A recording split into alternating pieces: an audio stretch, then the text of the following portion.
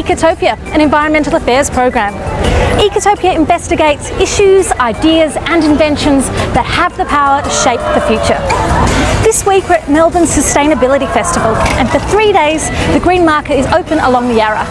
It's a great place to go shopping, get your bike fixed, do a workshop or get some gardening tips. In this week's program, Nick meets garbage warrior and Earthship legend Michael Reynolds. And later in the show, Georgina will be showing us a city garden that does more than just look pretty. Electric vehicles, once just a dream of environmentalists and a nightmare of oil companies, and soon to be a reality on our streets. And here in Castlemaine, Blade Electric Vehicles is producing Australia's first production line electric vehicles. This is my Top Gear moment, and I'm going to enjoy it.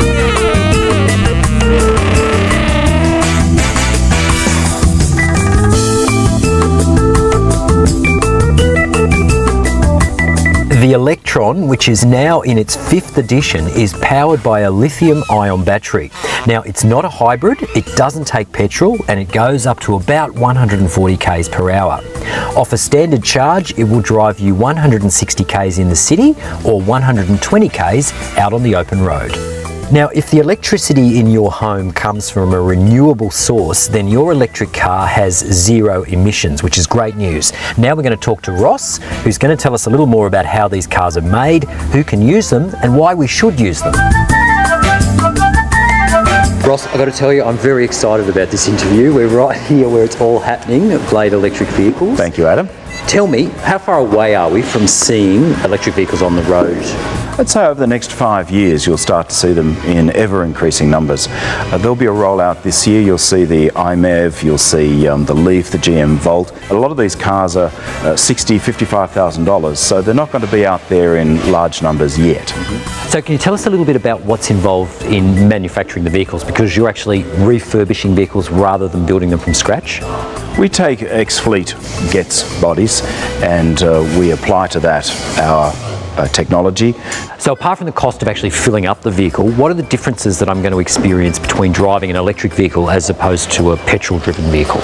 Well, the driving style is a little bit different. Firstly, you'll notice it's very quiet and there's no vibration. The second thing that you'll notice is that your power comes on very quickly, and so your driving style will change just a little. We do have a semi-automated box, so there is a stick shift, and we deliberately do that. It's part of an enjoyable driving experience.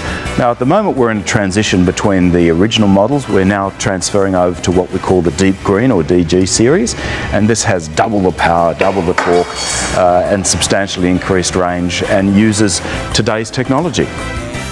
So this was the original design that came out in February 2008, the Mark I, and we've certainly come a long way since this design. Now, the DG is a huge step ahead from the Mark series. The DG is more like a Spitfire, and it has the performance to go with it. What you have is a permanent magnet motor. Its peak, we're at about 350 Newton meters, so it's got a terrific amount of torque in there. Our peak is 180 kilowatts in terms of power. You've got the performance for highway driving. You can handle hills with great ease. It's the peak of our technology, and we're very proud of it and looking forward to getting it on the road. Okay, stand aside, Jeremy. This is my moment.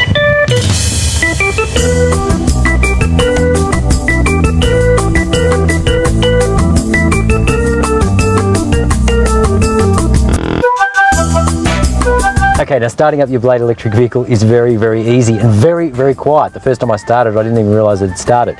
You turn the key, it's started. Sounds a little bit like a hovercraft.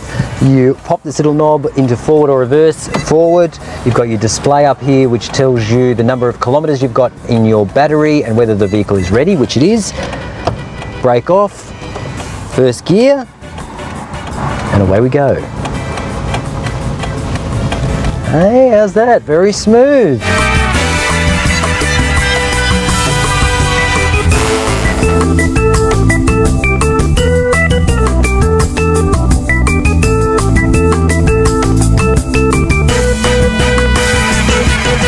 Okay, you've gone out and bought yourself an electric vehicle. Now, how do you keep it on the road? Well, it's very simple. You simply charge it up at home using any 10 amp socket, and if you've got solar power, you can basically keep total control of the cost of running your vehicle. When you're out and about and you need to charge, you're going to come across more and more of these units. Very simple to use. You put your account card there, plug your car in, and you'll receive an account in the mail. My vision of the future, I see it built essentially around rail hubs, and electric vehicles will then be used for the shorter distances around those rail hubs. And in that respect, I think it's going to be a much better and brighter future and more sustainable.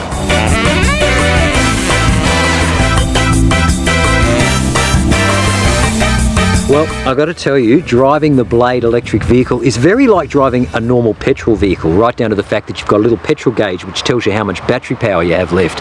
It's super quiet, super smooth. The brakes can be a little touchy and the gear shifts take a little bit of getting used to, but apart from that, fantastic. And it does cause you to think about how you're using every single kilometre, which has got to be good for the environment.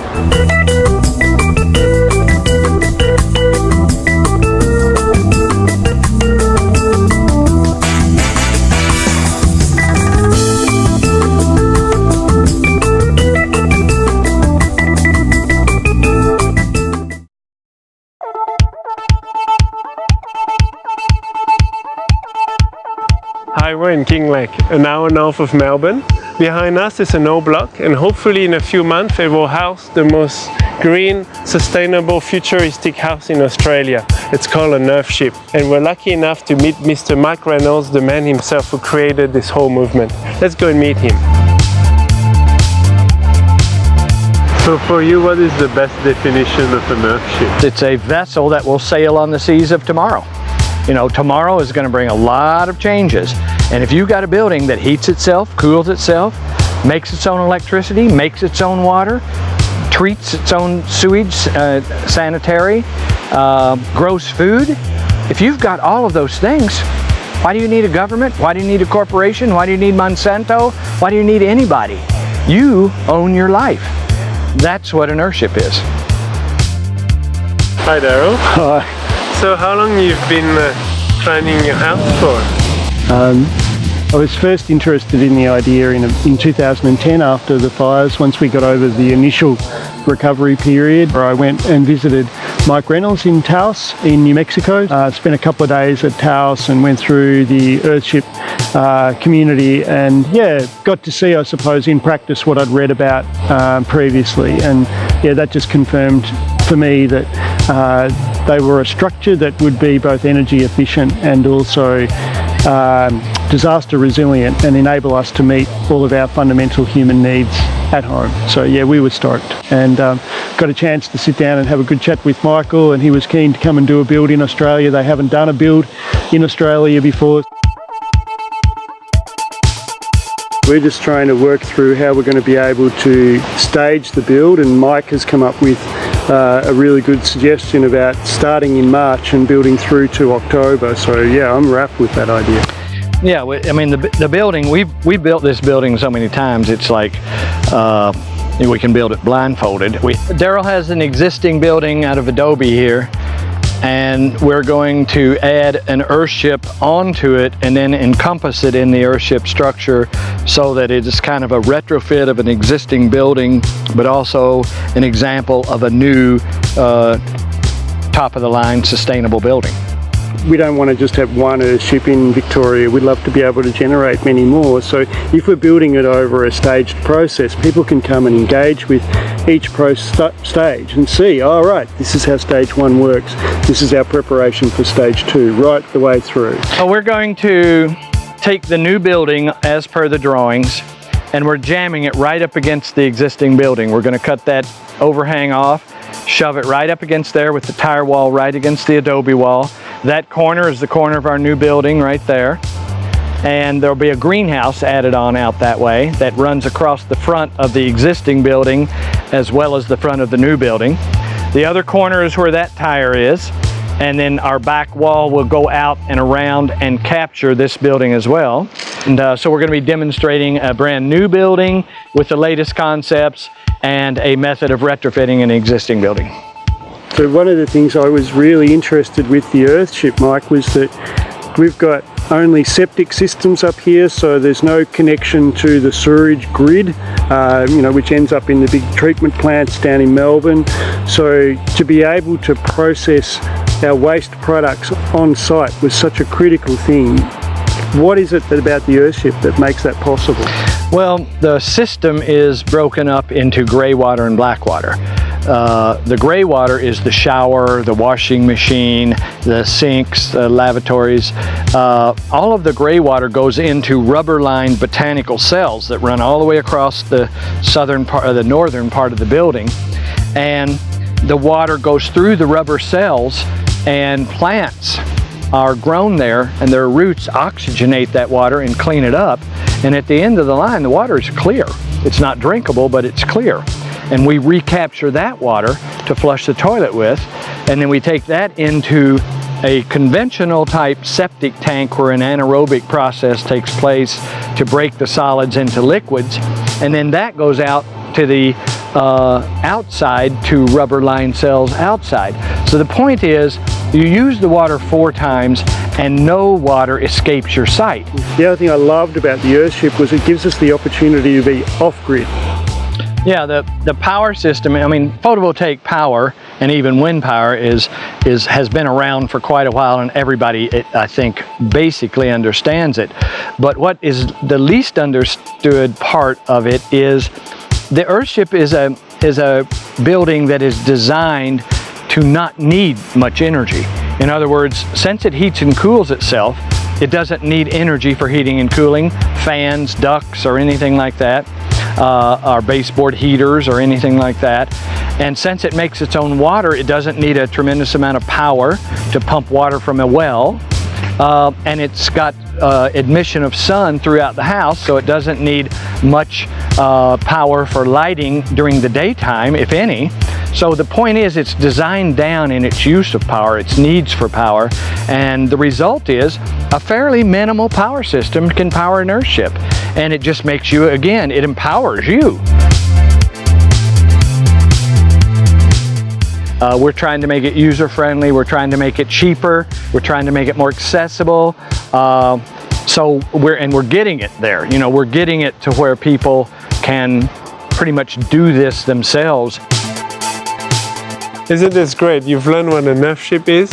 You've met Daryl, who was bold enough to get an Earthship happening in Australia with the man himself, Michael Reynolds. We will definitely catch these guys later to see how the whole project is progressing. So for now, see you later.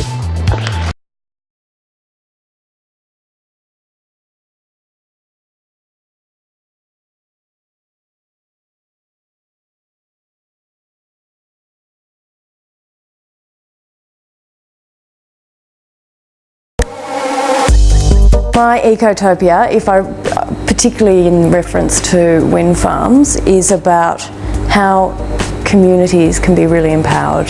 So one of the most inspiring things about this project is to see a community take control of something that often feels like it's in the hands of government, and to really make some positive choices that directly impact the local community, and have that happen all over Australia.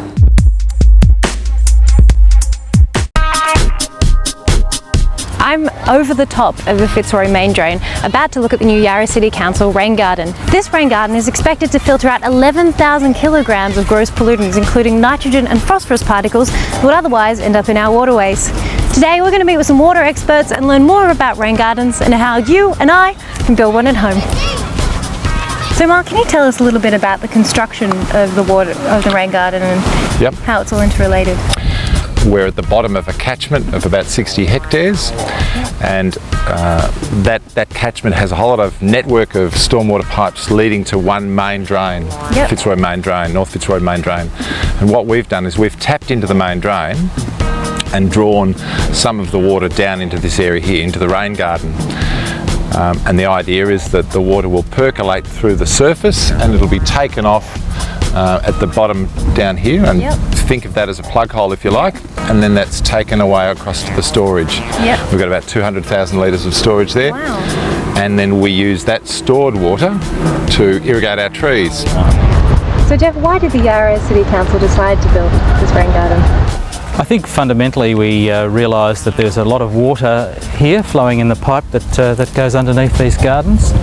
It was an opportunity for us to both get some water for utilising in the gardens to replace tap water, potable water, but also to work to reduce the amount of pollutants and so on that were ending up in the Yarra River and the Port Phillip Bay. Are there other rain gardens in the city of Yarra? Absolutely, absolutely, yes. Yep. So this is Yarra's largest rain garden, and it's about 700 square metres in size.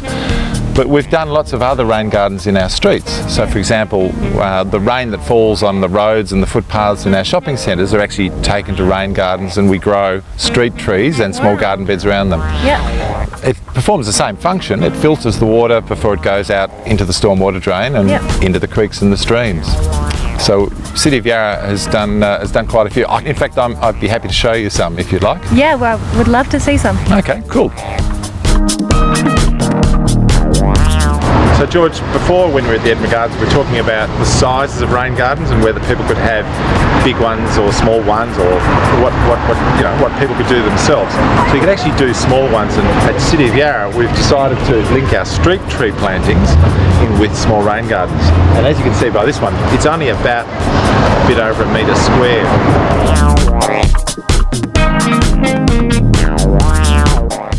At the moment we're in the Melbourne Water offices and we're going to learn a little bit about their 10,000 rain garden program. Here with us is Phil, and Phil's going to explain to us how we at home can make a rain garden. Phil? Thanks, Georgina. The 10,000 Rain Gardens program at Melbourne Water is a really innovative way to get the community involved in building the rain gardens in their own homes. So the rain garden itself is a really simple device. We've got an example of what it looks like right here.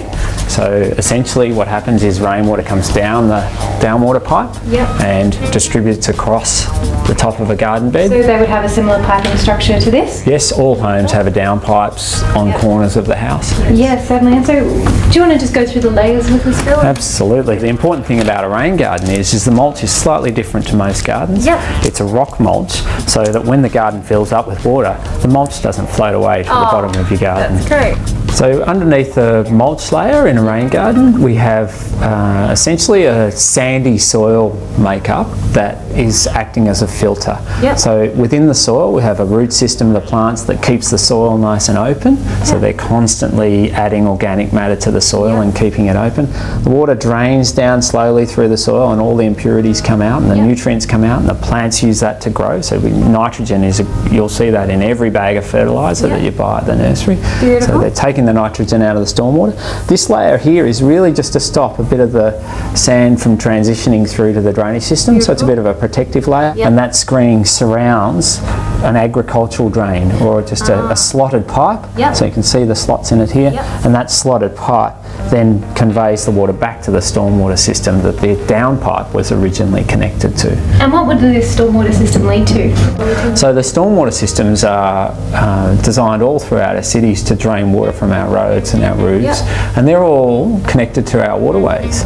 So often we don't understand where stormwater actually goes, but it's just draining its way through our streets, and every time it hits the waterway it's polluting and it's eroding the waterway. So these things are slowing that water down, purifying it a little, and making sure that the bugs and critters and fish in our creeks and rivers have a better life beyond the rain garden. So guys, it's time we started taking responsibility for the Australian fauna and flora and protected our waterways by building a rain garden. In essence, build a rain garden, save a fish.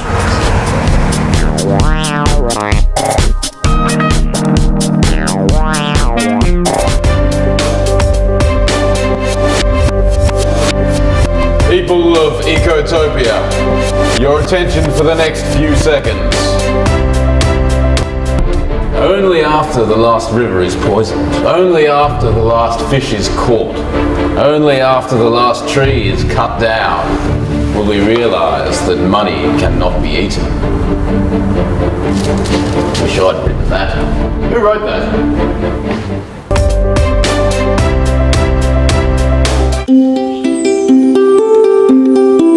What do you picture when I say the words eco-community?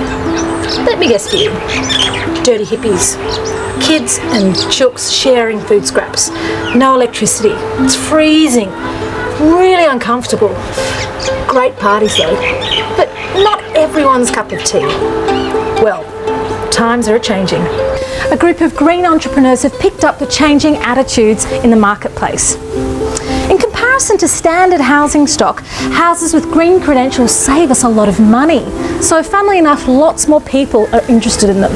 So are eco-communities changing for the better, or are they losing all their fun? And what I'd really like to know is, can you buy community? Today I'm back at Ceres, where 5 of Victoria's top architectural firms are presenting their designs to the Eco Village board. I'm off the plane, shots to flick, drinking my wine with you.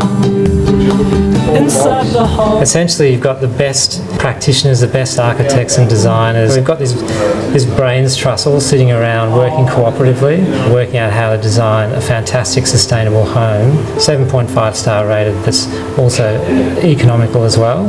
We're using the sun as our energy source. We're not relying on fossil fuels.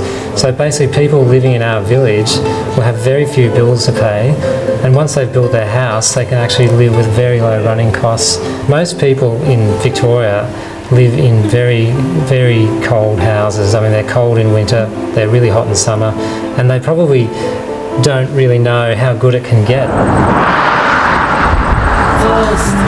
Cape Patterson is 144 kilometres from Melbourne City. To get there you travel along the beautiful wind-swept Bass Coast.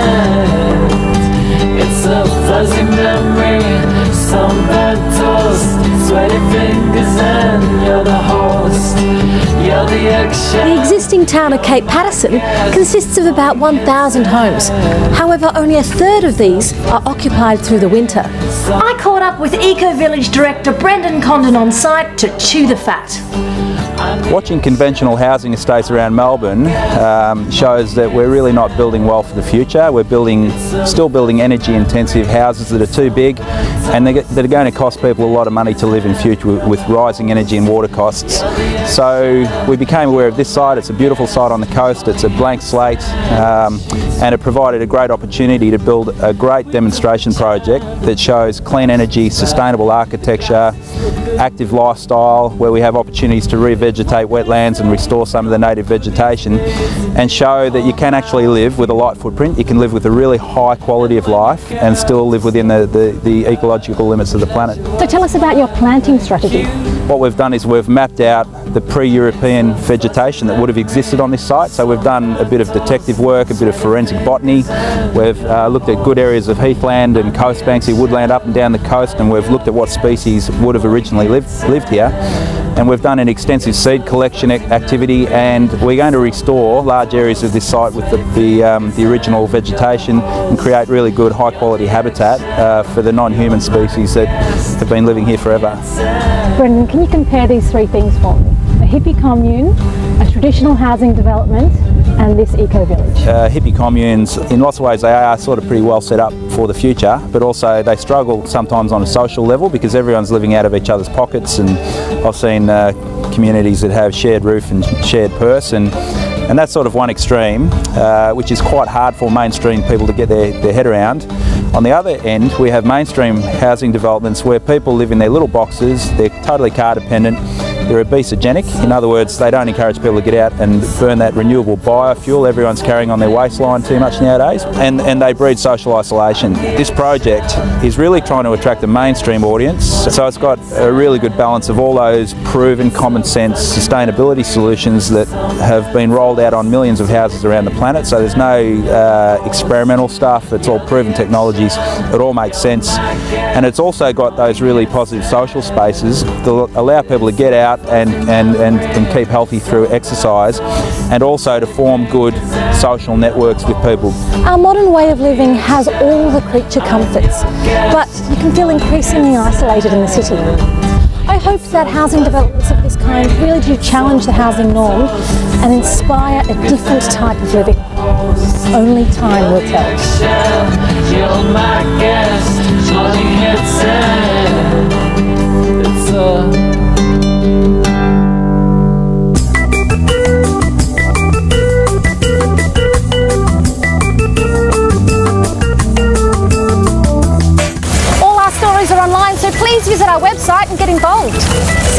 week, Ecotopians.